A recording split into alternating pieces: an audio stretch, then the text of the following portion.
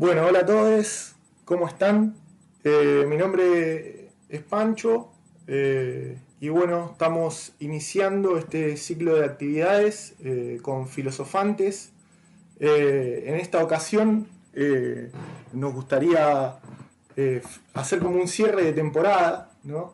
Ahora que están muy de moda las series, digamos, de todas las actividades que hemos hecho durante las ASPO, durante este año tan atípico.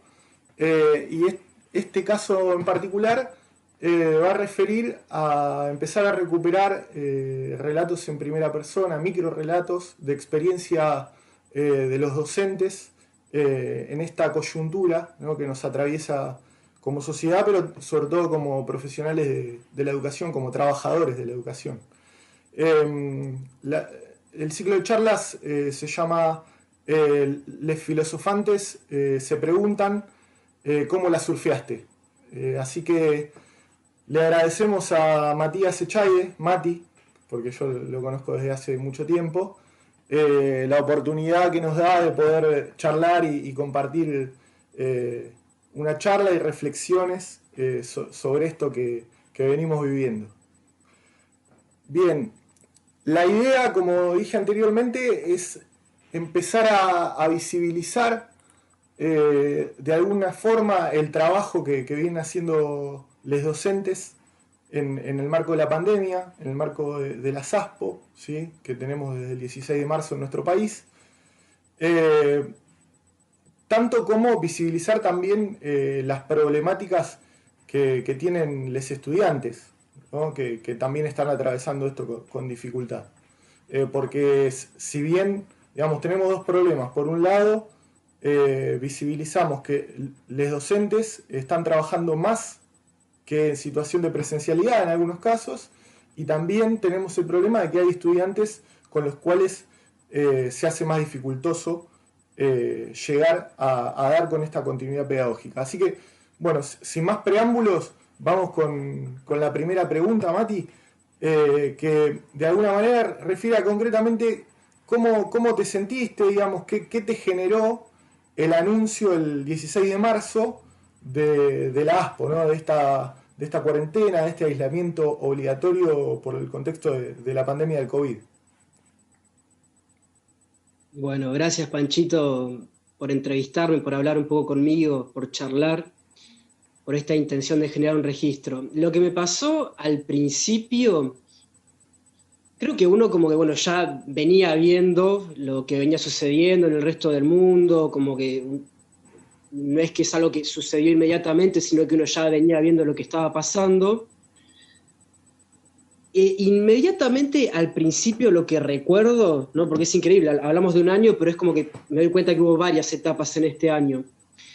Y al principio sentía un poco de este discurso de quédate en casa, en el cual era como que un poco nos llamaban a quedarnos, ¿no?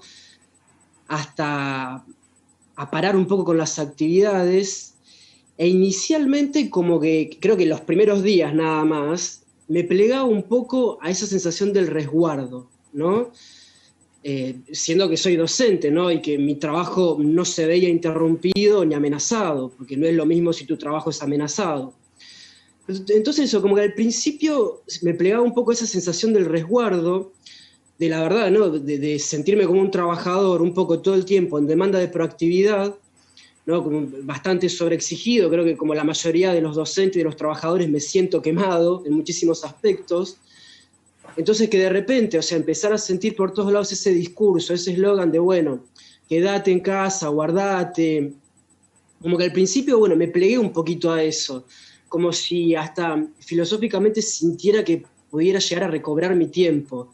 ¿No? Me recuerdo leyendo, sacando una silla y leyendo afuera de casa. Pero bueno, eso duró muy poco. Esa, digamos, como esa por ahí cosa un poco linda de sentir que uno tenía que resguardarse, que era lo que se nos manifestaba, ya después de vino en caos mental. Bueno, empezar a ver esto, empezar a ver la situación social, empezar a ver personas que se quedan sin trabajo, todo lo que es la incertidumbre. Y después, si lo que digo, este breve tiempo, más bien de resguardo, después ya vino verdaderamente como en caos mental de no entender muy bien en dónde estaba, sí, básicamente.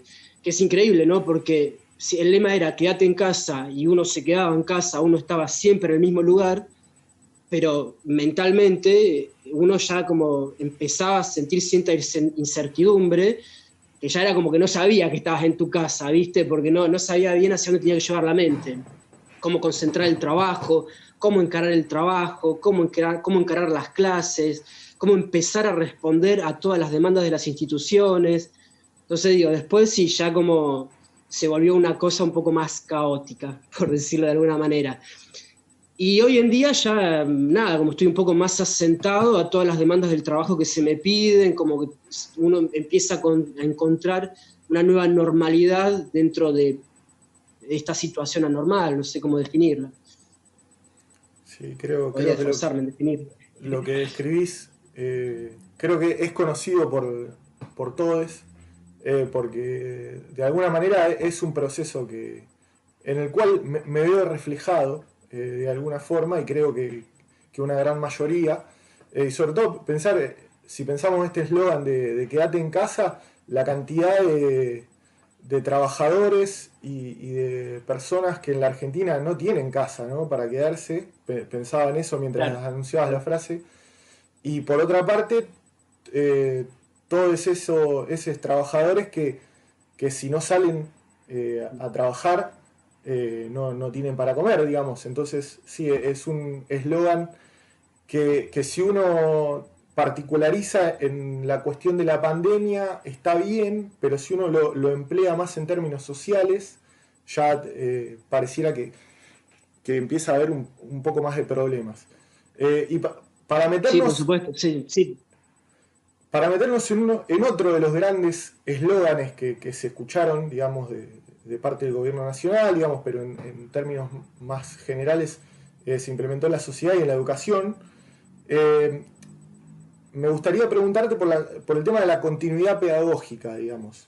¿Qué pasó con eso en tu vínculo con tus estudiantes?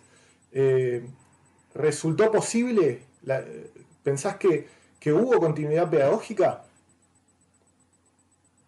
Resultó posible hasta cierto punto. En particular, yo doy filosofía o filosofía e historia de la ciencia y la tecnología, que está en sexto año de secundario, en escuela pública. En mi caso, ¿no? Yo trabajo en escuelas públicas nada más, y esta cuestión de que sea en sexto año implica de que uno no conoce a los estudiantes, uno nunca pudo llegar a conversar, a charlar, a tratar.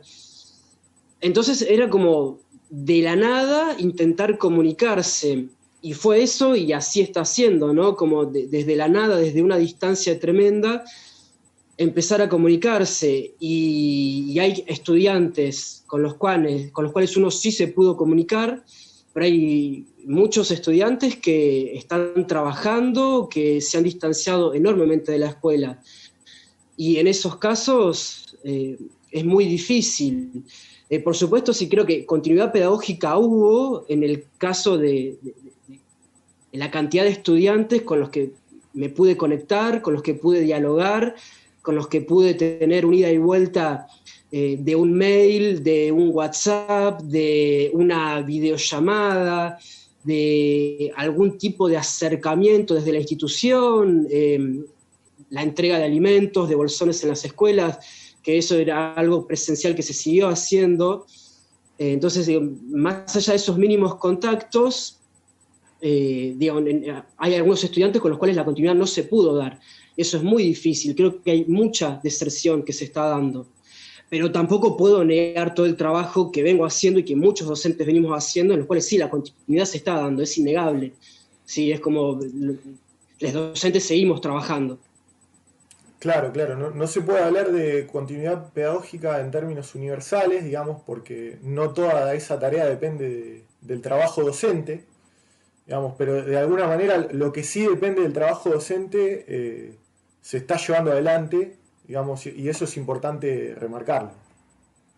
Claro, tal cual, o sea, la continuidad pedagógica se está dando porque los docentes nos estamos responsabilizando. y hasta en términos muy distintos a los que han sido otros años.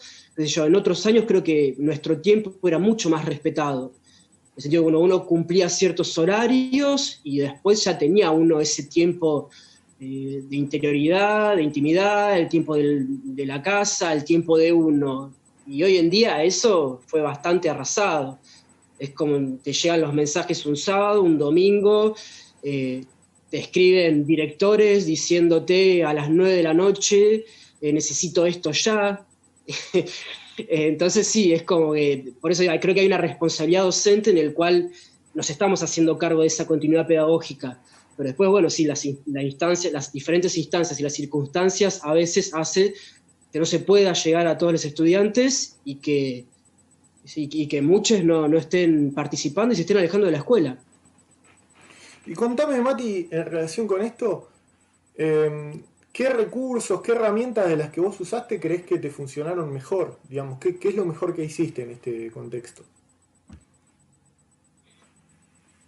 Es como desde el principio, desde que arrancó todo, como que uno empieza a utilizar la imaginación en ver cuál es la manera, la actividad, el soporte, la plataforma en la cual puede llegar de mejor manera, ¿no?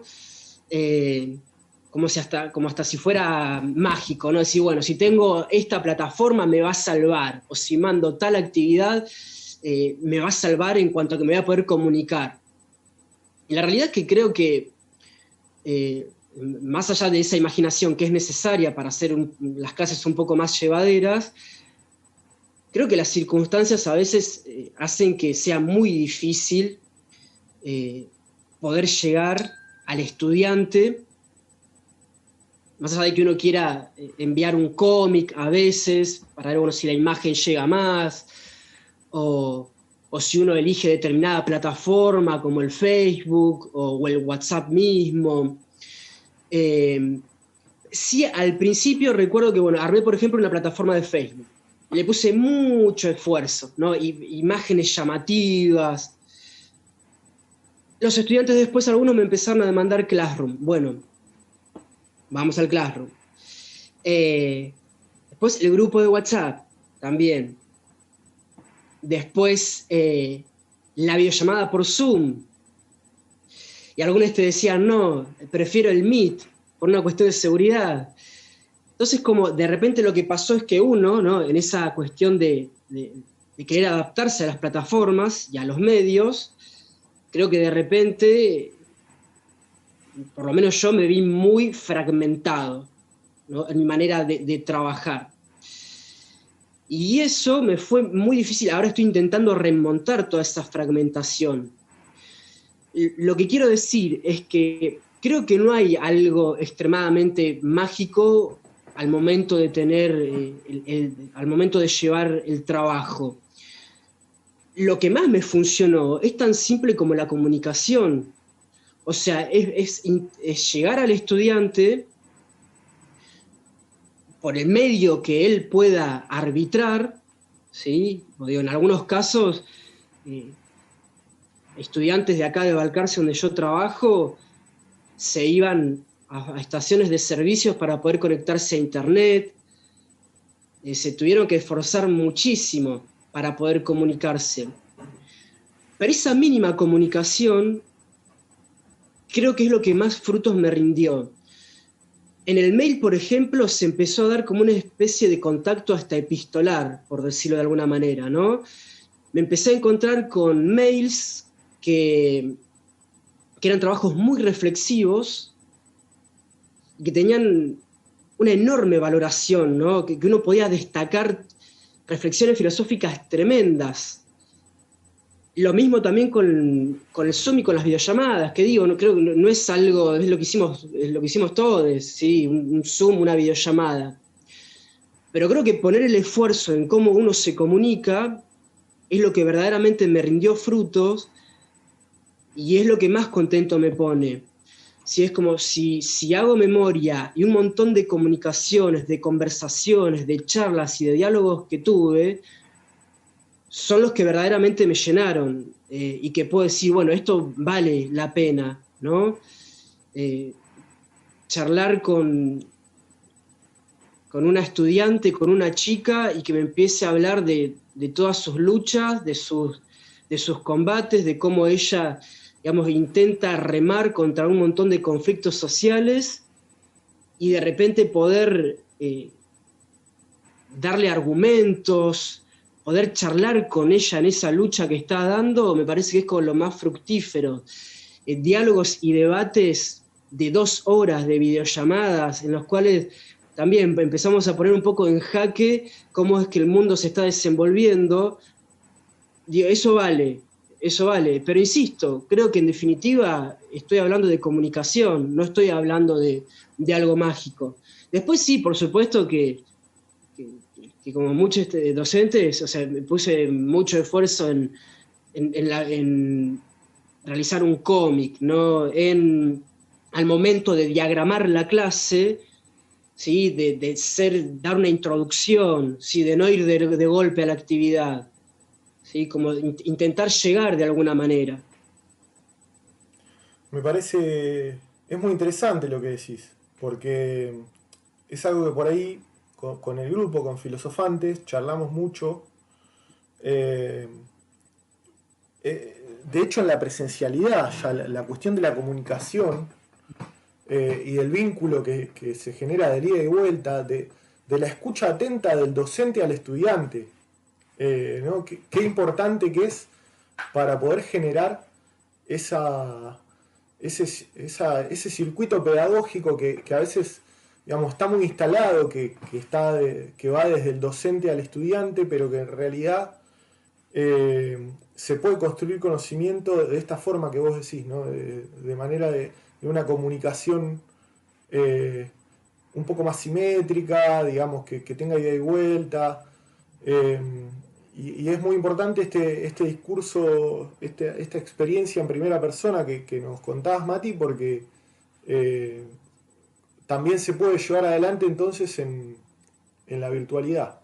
Digamos, y un poco para cerrar y ya ir terminando, eh, te pregunto, digamos, y te pido una reflexión final, digamos, para compartir, donde, no sé, algo que quieras compartir, un consejo para quien esté por primera vez por dar una clase en condiciones de virtualidad o una reflexión en general sobre la situación. Sí, un consejo, bueno, un poco reciente estaba diciendo que me vi bastante fragmentado, no solamente por cómo yo encaré el trabajo, digo, de repente generar un montón de plataformas, sino porque las instituciones mismas fueron demandando esa fragmentación, ¿no? Que de repente uno decía, bueno, estoy en 7 escuelas y de esas 7 escuelas tengo un grupo por cada escuela, pero a su vez el grupo de estudiantes, y a su vez un grupo te pide el Classroom y otro grupo te pide otra cosa. Entonces creo que sí, como que un consejo, digamos, yo algo que si el año que viene esto más o menos sigue así, intentaría ser más conciso con el medio o la plataforma que encare de trabajo, ¿sí? Y como ser más seguro en eso. Pero estoy como haciendo un poco de revisión también de lo que a mí me pasó y lo que me está pasando actualmente. ¿No? Es como que diría, bueno, a ver si hacemos un Classroom, nos quedamos con el Classroom y trabajamos desde ahí. Por supuesto que uno se vuelve versátil al momento de llegar al estudiante, ¿no? Es que tampoco no me voy a negar a un pedido del estudiante. Pero sí, por lo menos de mi parte voy a intentar eso, voy a intentar como ser un poco más seguro con la plataforma que elija para trabajar y mantenerla de esa manera, porque si no se vuelve un poco inviable. Es como que se genera una especie de caos mental en el cual uno se fragmenta y cosas simples se vuelven muy complicadas, porque es como, yo hasta a veces siento que todos estos espacios virtuales son espacios en mi mente, ¿no? Y es como que a veces no puedo llegar a tal plataforma de tal escuela porque se abrió una distancia en mi mente, y esa distancia se abrió porque mi mente también está siendo reclamada por un montón de otros lados, y ni hablar que uno tiene una vida, ¿no? Que uno tiene 2 millones de cosas. Y bueno, va en cada persona. Hay personas que son más organizadas, hay personas que, qué sé yo, que no, que quizás son más desorganizadas. Pero sí, bueno, quizás un consejo concreto sería ese, como ir más seguro en un espacio para no quedar tan fragmentado y tan dividido. Después, bueno, no, me parece que eh, para un docente de filosofía hoy en día hay algo de tiempo rico, en el cual hay un montón de metáforas. No sé, pienso en mis últimas materias, yo recién me recibí el año pasado y que no puedo creer la validez que tienen hoy en día. Metáforas, pensaba como bueno, habitar la distancia, fue una metáfora que tuve que estudiar en diciembre del año pasado.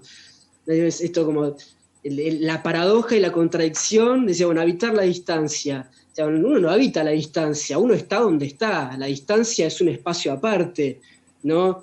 Bueno, el año pasado tuve que ver esa paradoja y de repente aquí que cae esta cuarentena, de todo este confinamiento y uno verdaderamente empieza a habitar la distancia. Ni hablar de la alegoría de la caverna de Platón o pensar esto, no sé, otra metáfora heideggeriana que también tuve que estudiar, la casa del ser, ¿no? Es como, bueno, uno, y de repente quédate en tu casa, quédate en tu casa. Entonces me parece que la filosofía tiene un montón de herramientas lindas para comprender el tiempo en el que estamos viviendo o intentar tener un poco de comprensión. Entonces, aquella persona que quiera encarar una clase como docente, creo que también hay mucho jugo para sacar, ¿no? Por decir algo. Bueno, Hay Mati, también hay mucha confusión en la cual intentar remar. espectacular.